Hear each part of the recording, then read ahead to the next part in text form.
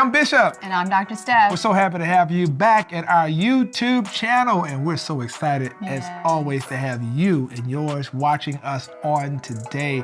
We appreciate all of you who comment and who share and who really have been so kind to us as you've been listening to episode after episode. And that's what this is really about, our life, our journey, our truth. And we try to keep it as real as possible. Listen, I want you to do a couple things before we get started today. Make sure you like, make sure you share, and make sure you subscribe. Please do that. And make sure you follow Dr. Steph at Dr. Steph Walker right there on Instagram. Follow me at Joseph Walker 3 and go to our website, josephwalker3.org. If you want to find books and content that we have out there, I promise you, it'll bless your life. We want you to be a part of all the wonderful things that are happening, and we just love hearing from you today. We're really excited because this is something that we're very passionate about, really helping young people win in business, right? And all the great entrepreneurs out there, all the folks that have dreams and visions. And you know, I've written books on, no opportunity wasted, how to bring theory into praxis, how to bring a vision down to reality. We've taught, I've seen my wife. Chasing your passions. Chase a passion. We'll talk about that. But let's get right into it, because I think people have dreams, right? And sometimes you can be, in a particular job situation that may not necessarily be your dream or your passion. It may not be very fulfilling. Yeah. And one of the things, it pays the bills. It pays the bills. Okay. So let me ask you, how do you know when it's time to step away and to chase that dream? Woo. So what he's referring to is the fact that I transitioned from working as a clinician in the hospital to working in the community and starting my own business. And how did I know when it was time? Well, I didn't, number one. But in retrospect, what I found was that I found myself in the hospital working, but while I was working, I was constantly in my downtime working on the things that I was more passionate about that was happening out in the community or with my business, sort of getting my business off the ground. And so I felt this internal tug constantly. So before, I was excited to go into the hospital, and eventually I was more excited to be doing those other things. And that's when I started to have that conversation with myself about, okay, wait a minute, what does this mean? And what's my next? And transitioning to one thing doesn't always mean leaving something and going to another. Sometimes it can be just sort of slowing down one thing or taking a little bit less or spending a little less time at one thing and using that extra time to capitalize and build on those other endeavors that you're interested in. But for me, it was more like this spiritual pull. I really felt this tug, this refocusing, and I just knew that I had to get literally on my face and just start praying and like, Lord, I've been working my entire life to become a doctor, but I feel this pull to do other things, like lead me, guide me, direct me, please. Yeah, and I think everybody, that's this moment where there's this passion that is inside of us. I say often it needs to be shaped. It needs to be, really guided. Because sometimes passion, that's just passion, will have you all over the place. And you look up and you're in 5 or 6 different ventures. And you're like, what are you doing? I'm doing this today, that tomorrow. Because you're trying to figure out life in real time. And that can be difficult. I think that's a great point. So it's not even about like chasing passion, it's about chasing purpose. So I'm always about, okay, Lord, in this season that you have me in, what do you want me to do? How do you wish that I or want me to use my gifts to benefit the kingdom, to benefit my community?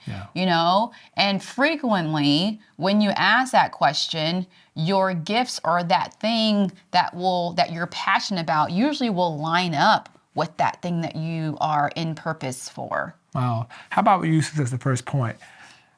Don't chase the paper, chase the purpose. Yes.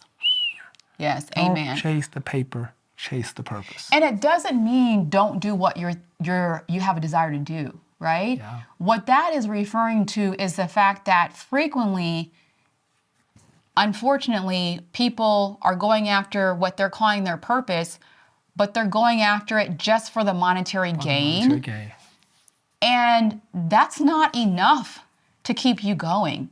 you have to have a why. You have to have a reason. You have to have something that's going to drive you to get up in the morning. Yeah, money drives a lot of people. But at the end of the day, like if that's the only thing that you're going to get out of this, I mean, life's too short to just get money out of something. You want money and passion, purpose. You want to be fulfilled. That's what gets you up in the morning, feeling fulfilled at whatever it is that you're doing. So, you think about it, for example, there's this thing that keeps pulling you. It keeps waking you up in the middle of the night. Yeah. You can't escape it. Like, what are those things that you would do for free that even if you didn't get paid? Right. Now right. figure out how to monetize it. Yes. Yeah. So I give a formula. You ready for it? Y'all write this down. This is going to bless you. I want you to write this down. Everybody, pay attention. Here it is. You're in class. Agonize, strategize, organize, galvanize, monetize. Let me say it again. It's not one without the other. Not one without the other. It's both and. Both and. Yeah.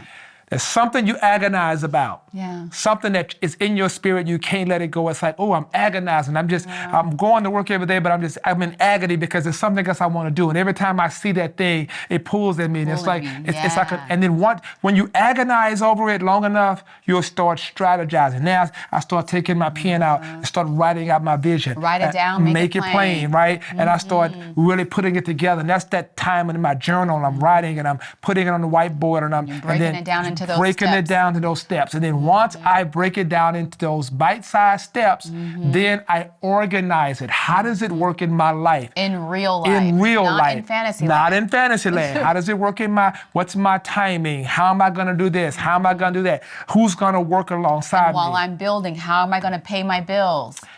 All of that's organization. And then galvanize.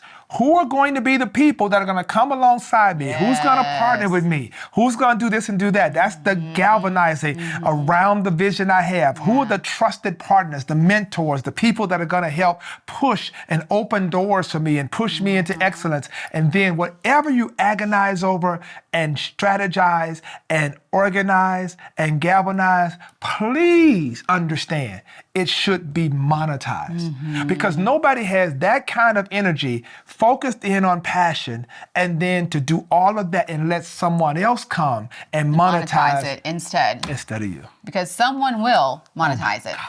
Someone will swoop up and steal your idea and claim it to be theirs and run with it, and they'll be all on the billboards making all the money. Have your business together, trademark your stuff, copyright your stuff, intellectual property, because this is so important. And when you monetize something, it's a thing, that I talk about often. It's about the connectivity of your brand and what you do. For example, so let's say if you want to be a public speaker, okay? A lot of folks are in that realm. They want to be an inspirational speaker, a public speaker. That's what you want, that's your dream. I want to do that. So what you need to do then is figure out in everything that you touch, how can you, create networking and monetization from that space? So when I go in to speak, do I have content? So when I go up to speak, I'm talking about my books. I'm talking about other things. I do workshops and webinars and seminars. I'm monetizing everything so that people can onboard me. There are several touch points that they can connect with me in order that I can monetize my brand and expand my brand. Never become one-dimensional, because if you become one-dimensional, that's all you're going to have. God never intended for us to have one stream, multiple streams. Because the Garden of Eden had 4 tributaries, 4 rivers that flowed in and out, 4. Think about that. You got to have multiple streams. You got to be creative enough to do that. One of the things when I talk about that whole, agonizing, that's just, I saw you agonize. I saw you do it. I saw it. I saw her wake up. In the middle of the night. She was passionate about, always been passionate about medicine, community, but health. I saw you, we would be in stores and you would see, a lot of the areas of makeup and whatever, and you'd become burdened by the fact, doing the research, finding out that a lot of the chemicals that were putting in the stuff that people were using for beauty was disproportionately affecting our community. And so a lot of the rise in breast cancer and things like that. What he's referring to is when I first heard about the fact that, businesses or organizations when they're putting together personal care products from makeup, skincare, whether it's women using it, men using it, kids using it, they're using toxic chemicals that you're actually putting on your skin every day in these products that we're using. And then they were turning around and marketing it to underserved communities, so Black communities, Hispanic communities, etc. And so when you look at it, here I am absorbing this information, then my medical mind kicks in because I'm like, wait, time out. So when it comes to diabetes, breast cancer is on the rise in our community, fibroids, infertility, etc. You can go down the list, connective tissue disorders that, and most of these things we know have environmental factors, right? We know that your environment is, yes, secondhand smoke, pollution, bad water, think Flint, Michigan, but it's also what you put on your skin. What you put on your skin every day, your skin absorbs 60 to 70% of what you put on it. So what you put on it matters. That's part of your environment too. So understanding that growing up, we're all putting all these things on our bodies every day, not understanding that we're actually killing ourselves slowly based on decisions that are made at higher levels that we have no control over. So me recognizing that here I am, a woman of color, a physician, someone who has a platform, I could not ignore the fact that I had to be a voice for change. Yeah. And so I joined forces with this company called Beauty Counter, amazing, hands down, and they are really the leaders in clean beauty. So you think about, the Amazon clean stamp of approval. You think about Ulta. We're actually in Ulta right now. You think about, the clean beauty aisle at Target. All those things are because of what we at Beauty Counter have done. I'm not here just to sell you, lipstick and, shampoo and conditioner. No, I'm here to help you identify ways to bring in safer products into your home. But guess what? We also go all the way to Capitol Hill to lobby for stricter regulations of the marketplace in terms of, you think about all the rules and regulations and laws that have come out in the last 10 years to make sure that consumers are safer when it comes to health, beauty, etc. That's us. We're doing that. And when it comes, we're agonizing. What else did we do? We're strategizing, and then we're organizing, because you organized it together, and then when you organize it, you gather. I realized that I couldn't do this by myself. Yeah. And so when I realized that there was really meat to this, and this was a real problem happening right here in the United States, which makes no sense at all. You think whatever's on the shelf is safe for you, and guess what? It is not. Read your labels, DM me for more information. But the reality is, I knew I couldn't do it by myself. So I galvanized teams and teams and teams of women of color all over the country to basically walk alongside me and educate their respective communities. Yeah. So right now we have one of the largest organizations within all of Beauty Counter land who basically speaks to underserved communities to make sure that we're educated, right? Because our goal is not, just to get rich and go home. Our goal is to make sure that everyone that we touch is safer, healthier, wiser. And time is money is time. So I'm passionate about it. But I'm making an income, but I'm also teaching other women to do the same exact thing with their time and energy and effort. And the fact that you have, and this is important, right? The fact that you have given women an opportunity to be financially independent, to open up their own businesses, and that is the ultimate goal of monetization, that the dollar continues to bless other people and circulate within our community. People need to know this. I'm gonna go on and just kind of be her commercial. Right here, y'all. Connect with her right there. Beauty Counter. You see all that slash? Beautycounter.com/Steph Walker. Say it again. Beautycounter.com/Steph Walker. You can go out there, check out all her stuff. We've been doing this for over 8 years. We are rocking and rolling. This is get all your products, do all your stuff there. Yes, you want to get business started, connect with her. We need more voices. We need it. And let me tell you something. The ultimate thing I think here, though, is really about people understanding your why. Yeah. Here it is. If your why doesn't make you cry, then it's not strong enough. Not strong enough. Woo! If your why doesn't make you cry, it's not strong enough. When you're after that as an entrepreneur, you're doing something, you're passionate about it, man, that thing makes you cry. The ability to be transformational, to touch the lives of other people, it is so important. Yeah. And it's so important to be transformational and not just transactional. Yeah. Transactional relationships will only get you so far when it comes to business. People don't care what you're selling or what you're doing until they know that you care. Right? Yeah. And by making sure that you are sort of pouring into people, pouring in, like customers are not just customers, they're people too, right? They're not numbers. Yeah. So making sure that they know that you care about them, their livelihood, whatever that business transaction is, making sure that you're taking care of them with great customer service. That's exactly right. So get your plan, guys. Yeah. Get your plan out there, man. Don't just get out here randomly stepping off of a job and don't have a plan, or just randomly doing something and trying to figure out life and you can't pay your bills. You gotta move with precision, wisdom, and that's what we're trying to help you understand. But also, sometimes you may be in a situation where maybe your family, your friends don't necessarily understand your vision, your passion, or where you're trying to go with it. You might be that first person in your family that is going to jump and start your own business. You know, maybe you're creative, maybe you're, more in the entrepreneurial business space or what have you. The bottom line is, don't be afraid to follow your passion.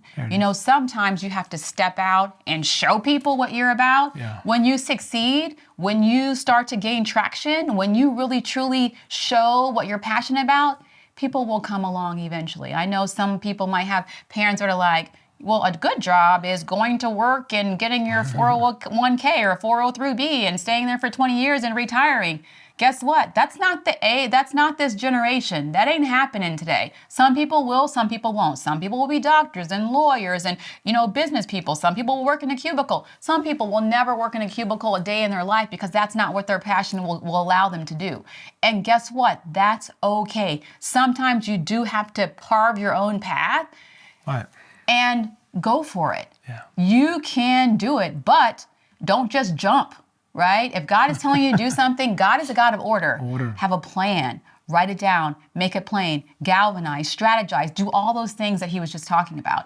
Don't just jump off the cliff. Well, hold up. Like that cubicle thing. Like seriously. Like some people, will be in that space. And some people are going to work out, and it's totally fine. So please understand, that's okay. And you got to find motivation and how to win and how to go up and how to achieve in levels in your organization. Even in that space. Man, you can do amazing things. And some great people, some great ideas have come out of those spaces. Every organization needs people at every single level. You can't function at the top if you don't have people in the middle, at the bottom, right? You need people on the sides. You need people everywhere in the organization. And people frequently think, erroneously, that because people are on the bottom, that they're not significant. Guess what? Just like playing, like Jenga or anything, everything that has a foundation. If you pull the foundation, those people who are kind of like your silent, necessary workers, if you pull that foundation out, guess what happens to the organization? It crumbles. Just like in the hospital, you need your cafeteria workers. You need the people who empty the trash. You need the people who come and clear the plates. If those people ever went on strike, the hospital could not function. Really essential Those essential workers are key to the function and the health and safety of every single patient in that hospital. It's not the doctors who are the critical people. Yeah, we help. We're part of the pyramid, right? But at the end of the day, those people who are in those other jobs matter. And honestly, if you ask me, they almost matter the most. Boom. You got that, didn't you? I know we've thrown a lot at you, but we were passionate about it. Can you tell? We want to see you win. And we believe that in this day of extraordinary creatives, this season where opportunities out there. You guys are thinking outside the box like crazy. My God, man. But just make sure you have some wisdom with it. Talk to folks. We'll make ourselves available. Reach out to us. Reach out to mentors. It's just important because you have a dream. You can't spend the next few years of your life just talking about what you're about to do and never make it materialize. And please go and write in the comments below. If you have questions, ask us questions. We'll go ahead and make another video in terms of focusing on what those specific needs and questions are, because we are here to serve. We want to be, yes, we're passionate about this, but again, this is transformational, not transactional. We want to make sure that lives are transformed through what we're doing. Absolutely. Absolutely. So we want to thank y'all so much. This has been amazing. You guys rock. And we appreciate you so much for just tuning in today, I want you to Yeah. share this. Now, this is one of those I want you to share with all those amazing, brilliant people in your life. Say, hey, you got to hear this. This is some strategy for you, some ways in which you can practically move your vision forward. You can do it. You can do it, man. Do it. You can do it. And make sure you connect with us. Make sure you like. Make sure you subscribe. Make sure you hit her up. That's Dr. Steph at Instagram. And don't forget the beauty counter. Put it up one more time. Beautycounter.com/Steph Walker. Man, go out there and check out her site. Yeah. And if you want to be an entrepreneur, through Beauty Counter, she can help coach you. I sure can. You can make some money too, for real. For real. And let me tell you something, I'd love to connect with you, whatever I can do. Of course, I have books and things, and I do a lot of workshops with business leaders and training teams, and so I'd love to help you with that. So we thank you again. It's been great. It's been awesome. We got some winners out there. What you think? I believe it. You can do it. All right. So we appreciate y'all so much. I'm Bishop. And I'm Dr. Steph. We out. Peace.